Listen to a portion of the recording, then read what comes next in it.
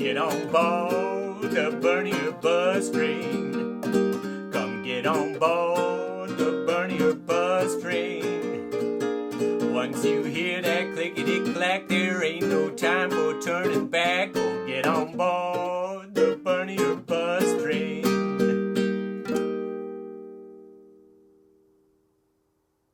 Good afternoon, USA, and welcome to another episode of the Bernie or Bust Show.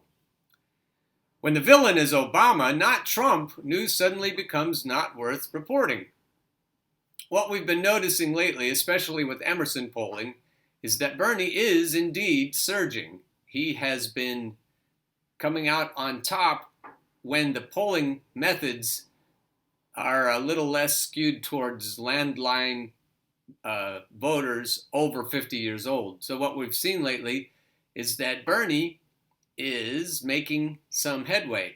Also, Pete Buttigieg is making headway, and that's because he has been, the corporate people have switched over from Elizabeth and Joe to Pete. They're hoping that Pete will take up the slack here. They're looking really for anybody. They want Bloomberg if he can do it, or Deval Patrick if he can do it, but they're losing their shit really, and it's all because Bernie is surging. We've seen what happens when the media anoint a candidate. The people that mostly notice are the voting class people, the white, affluent, well-educated people that so far have been supporting Elizabeth Warren. What we're noticing is on the Real Clear Politics national averages is that when Pete goes up, Elizabeth goes down in direct proportion. Also, Pete's rise is everyone else's loss as well, but not as much. It's what we've got is the voter base of Warren and Buttigieg overlapping almost completely. And neither of them have any support in the South really, and very little support with black voters. And when you do polling that includes younger voters, that's really true of younger black voters. Younger black voters, younger voters in general, are completely with Bernie, almost completely with Bernie.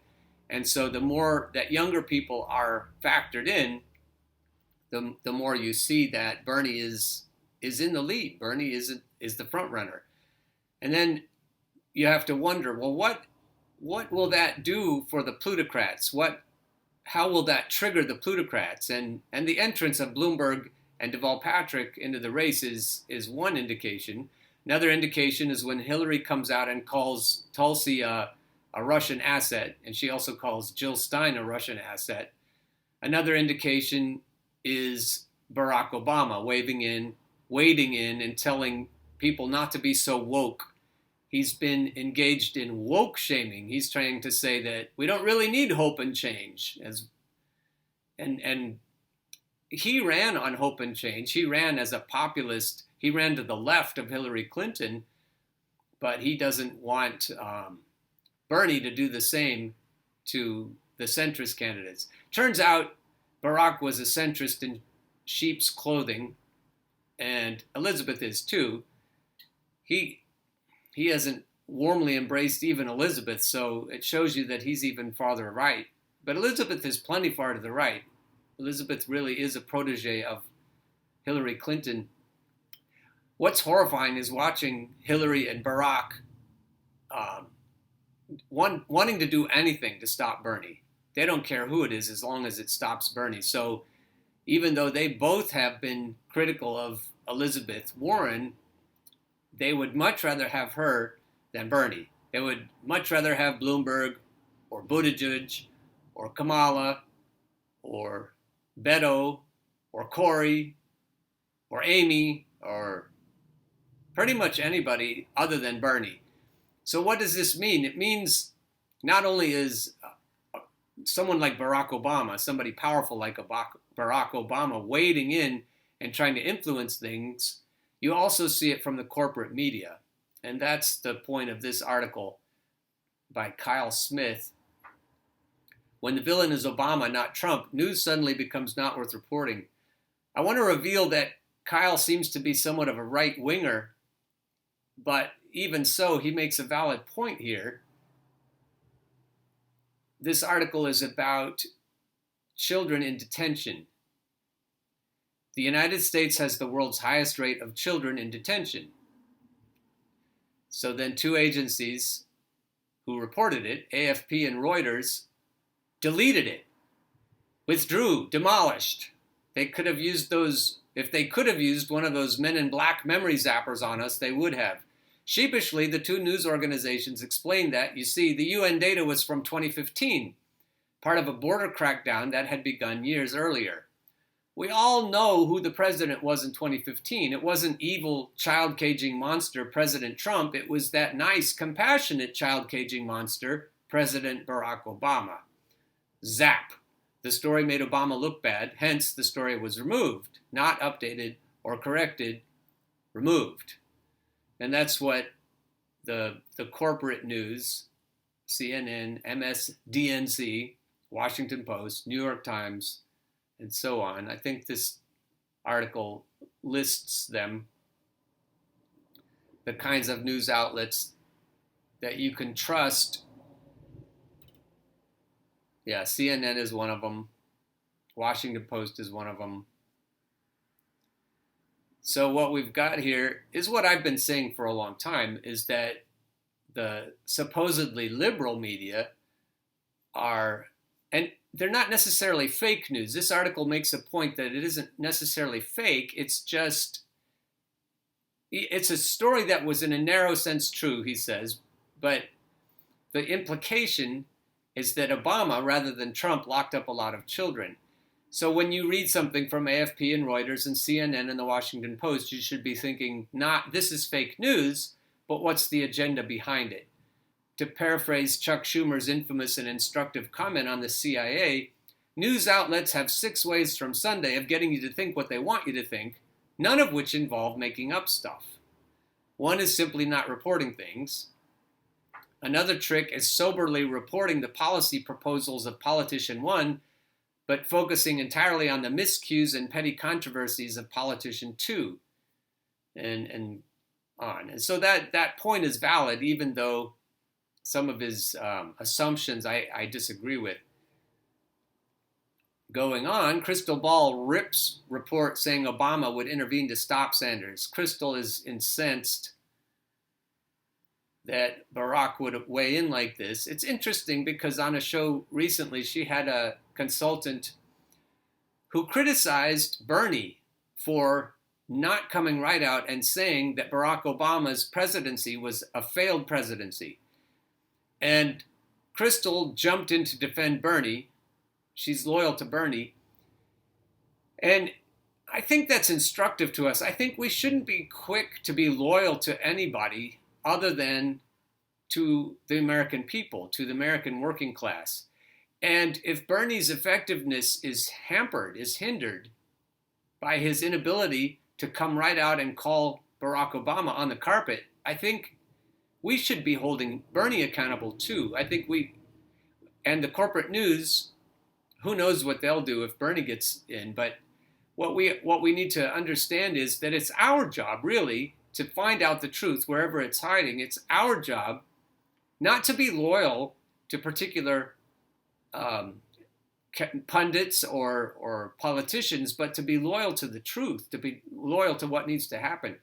So if Bernie needs to have his feet held to the fire, I'm all for that too. I don't think it's safe to trust anybody in politics. So what we need to do is know what's going on. We need to know what the agenda is, and we need to follow through. Now, with Barack Obama, it isn't just Obama, it's also his aides. So I've shared some of this. I've actually had this clip with Crystal Ball already on a previous show. So let me highlight not Barack Obama, but what his aides are saying. When it comes to Sanders, I asked one close advisor whether Obama would really lay himself on the line to prevent a Sanders nomination. And the aide said, I can't really confirm that. He hasn't said that directly to me. The only reason I'm hesitating at all is because, yeah, if Bernie were running away with it, I think maybe we would all have to say something. But I don't think that's likely. It's not happening. And then another close Obama friend said, Bernie's not a Democrat. So they're not hiding. Barack Obama will wade in. He will put his thumb on the scales even more if Bernie gets closer to power, because Bernie is an existential threat to the Democratic Party, to the Hillary machine, to the Obama legacy, to everything that centrist, neoliberal plutocrats have at stake, the gravy train. So Bernie's not a Democrat has been reduced to co-opting the argument that Bernie's not a Democrat is co-opting the dumbest argument made on Twitter by vote blue no matter who people. And they're right, Bernie isn't a Democrat. What they have never reflected on, though, is what it says about the Obama Democratic Party, that the most popular Democratic politician today isn't even a Democrat. And that's what's going to kill them in the general election, because Bernie supporters don't feel the same kind of loyalty to the Democratic Party as the other candidate supporters do. I mean, consider this. This is Crystal. As the horrors of the Trump presidency have unfolded, Obama has been largely silent. This is the part that's interesting to me. Whether it's the Muslim ban, the full-throated embrace of white identity politics, or the repugnant child separation policy, Obama has either looked on and said nothing, or he's issued a meek and cautious statement. It says everything that he apparently feels so strongly about a Sanders candidacy that he would come out of hiding and deign to dirty his hands with the rough and tumble world of politics. Heaven forbid we have a Democratic standard bearer who will fight with the insurance industry rather than give them more customers to gouge, who will actually enshrine the right to unionize rather than only paying lip service, who will cancel the medical debt and the student debt that are crushing our people. To those who are looking to upend the status quo, this really is a wake-up call, though. We should not be so naive as to think that the Democratic establishment is just going to go quietly into the night. I want to jump in here with a quote from Bernie or Bust, Pioneers of Electoral Revolt by Patrick Walker and Victor Tiffany. This is from page 27. But the illegitimacy of today's Democrats hardly implies today's Republicans are legit. In fact, the urgency of political revolution in a nation saddled with a malfunctioning two-party system strongly implies that both parties suck. And it's hardly going out on a limb to say that today's know-nothing, science-denying, vote-repressing, proto-fascist Republicans suck. In fact, today's Republicans are a blasphemy. He even calls them Antichrist. But their utterly perverse badness hardly implies that Democrats are acceptable. The TPP and Clinton's uber-hawkish and mistake-prone foreign policy experience, coupled with her support for corporate fascistic free trade agreements and everything else that Barack Obama has presided over that I've mentioned in previous shows, it makes Secretary Clinton the greater of two dangerous, revolting plutocrats. And if you're going to go far enough, you're going to say that of Elizabeth Warren, because she's dancing to the same tune, to the same fiddlers as Hillary Clinton has been, and as Barack Obama has been, and as Bill Clinton has been, and has George W. Bush been, as has Ronald Reagan been. Oh, both Bushes have been. But the true plutocrats, the most centrist plutocrats, all look like each other. Nothing in the notion of a two-party system logically implies that both parties can't be unspeakably bad. Indeed, given a two-party system, that's precisely what one would expect in circumstances demanding political revolution. So there's where criticism of Obama is essential. If we can't do it, if Bernie can't do it, if we can't do it, then we're going to keep accepting the bad parts. So Crystal's point here is well taken.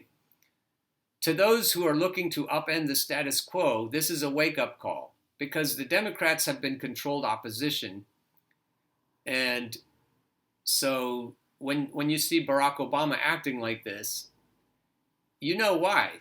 you know that he considers a Sanders presidency to be an existential threat to everything that he has tried to foist on the American people. Bernie Sanders versus the machine. This is a good article. This is Lessons in Power from the New York Times. In 1981, he was elected mayor of Burlington, but the city's bureaucracy showed him that winning wasn't everything, so he learned how to fight back. The point of this article is that Bernie got elected in Burlington, and then the centrist machinery, the Democratic machinery, tried to fight back by saying, well, it's been 2 years, and we haven't seen the kind of coup that we were promised. And so then Bernie comes roaring back and says, this is what we need to stage a coup. We need to get the people to wake up and demand it. And so he was reelected resoundingly. He crushed the competition by casting himself as a champion of the people against the establishment. And he summoned voters to the polls in unusual numbers. And he triumphed over a Democrat and a Republican by more than 20 percentage points. And that's what we need now. If Bernie gets in, Barack Obama knows that he may not immediately get the traction he needs to upend everything. But if he gets elected for the second term, he will have shown people enough that I think it will be a landslide. I think Bernie will be a landslide for his second 4 years if he gets elected the first time. And what he'll do then is he'll really start to put in place the labor force to back him up. He'll have the labor people, not the leaders, the corrupt leaders of labor unions, like the corrupt leaders of my labor union, but he'll have the rank and file union people ready to do wildcat strikes if necessary, ready to go out in the streets, ready to wave signs and protest like the Occupy Wall Street movement. He's going to get people riled up. And by the time he hits, say, let's just pick a number, year 6 of his presidency, he's going to be running roughshod over the machinery that Obama represents. And that was New York Times, so good on you, New York Times. And this is Cornel West. I just took another snippet. This is an older clip. It's not that old. It's, forgot how far back. This is earlier this year, I think. And I think I already used part of this, and I wanted to show another part as an argument for the moral people that would vote for Donald Trump, evangelical Christians, for example, who would vote for Donald Trump and who consider themselves to be moral or ethical. And this is what Cornel West has to say about that. The mix of morals and politics, yes. It used to be evangelicals were saying morals and politics. Now the message from evangelicals on the far right who support President Trump is, well, we don't want a pastor-in-chief.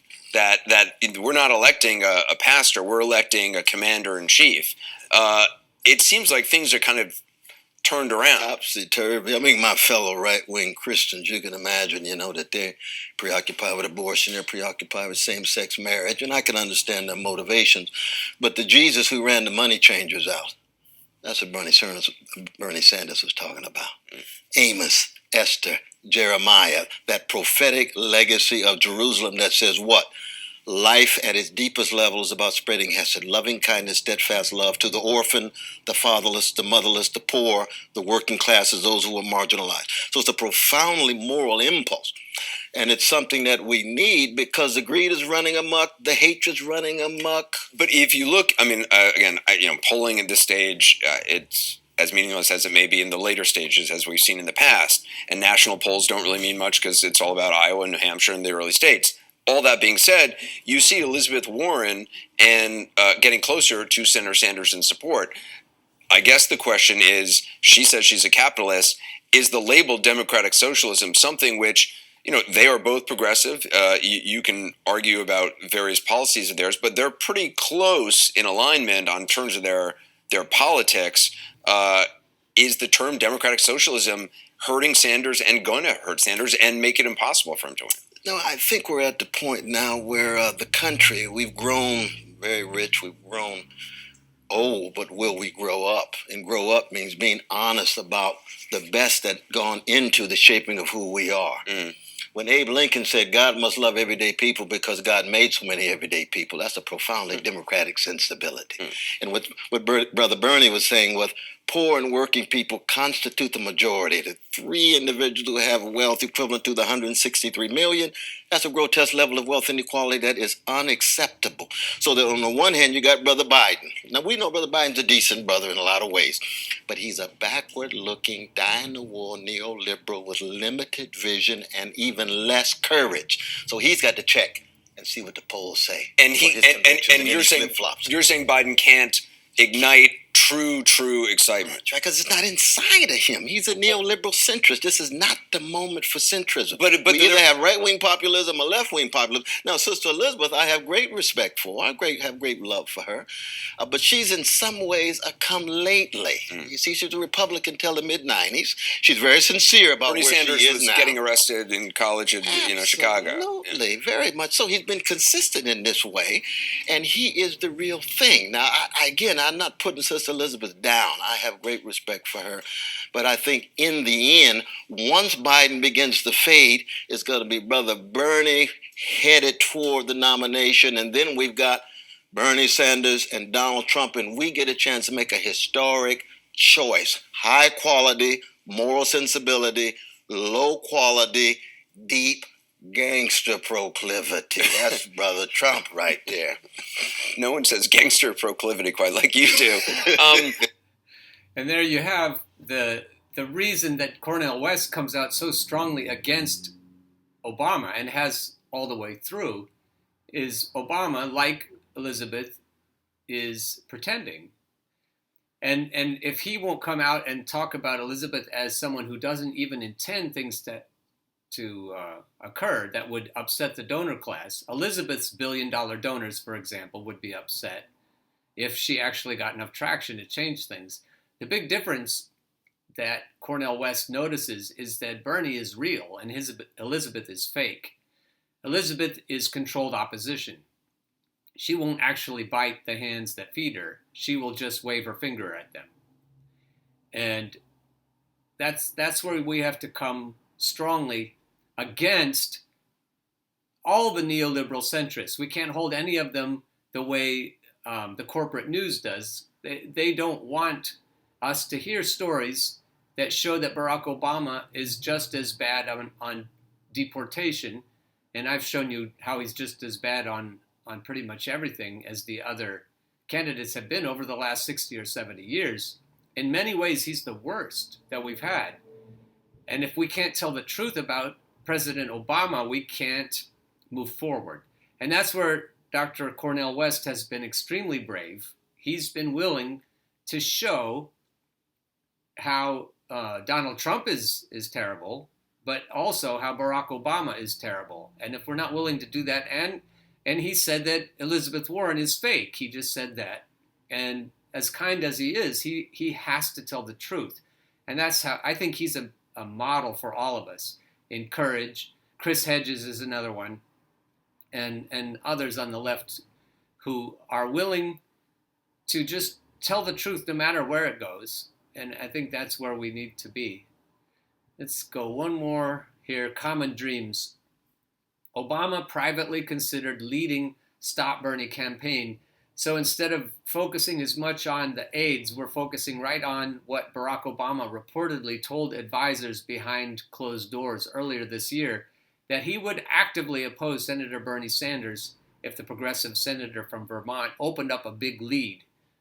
I think it's coming. I think you're going to see it. I think we're finally getting some traction, especially if you pay attention to the Emerson polling. And I think that all hell is about to break loose. I don't think it's going to be pretty. I don't think that the powers that Obama represents, the people that pay him to give speeches, for example, are going to go quietly into the night. Crystal Ball is right on top of it. I think we need to watch her show more. We need to read her articles more. And we need to keep on top of the actual surge that Bernie is riding right now in popularity and support in terms of his donors, the number of donors, the sheer amount of money he's raised. Bernie is for real. And the biggest indication is probably going to be how the corporate news will react and how the mouthpieces of the plutocrats react and how the plutocrats themselves, like Michael Bloomberg, react. They will tip their hand. I think they will show us how scared they are. And I think that will show us that we need to keep going with Bernie or Bust. We need to keep showing with alternative media so that we can keep telling the truth about what the plutocrats want versus what Bernie can get if we all jump in and help him. Hope you had a good Thanksgiving. Hope the shopping didn't kill you. Hope that you are looking forward to the holiday season, but also I hope you're looking forward to after that when we're all rolling up our sleeves and making sure that Bernie is the nominee. And the way to do that is to get out the word that Bernie or Bust, Bernie or Trump, poor and poorly educated voters, young voters will not vote for a corporatist in the general election. And we have to get that word out now so that these older landline voters will tell the pollsters, hey, it's Joe Biden, it's not going to work. Pete Buttigieg, it's not going to work. Elizabeth Warren, it's not going to work. Nobody else, it's got to be Bernie. We don't like it maybe because we don't know if Bernie's going to protect our privilege, but we know those other candidates aren't going to win in the general election, so we better swing behind Bernie and we better make sure he gets the nomination. That's our job. The people who pay attention to politics, that's our job to make sure this word gets out. So, and I'll keep saying that almost every day. I'll keep telling you that. And I'll keep reminding you, please subscribe to this show. Please subscribe to this channel and to the other people I feature. And hope to see you next time. Keep on burning.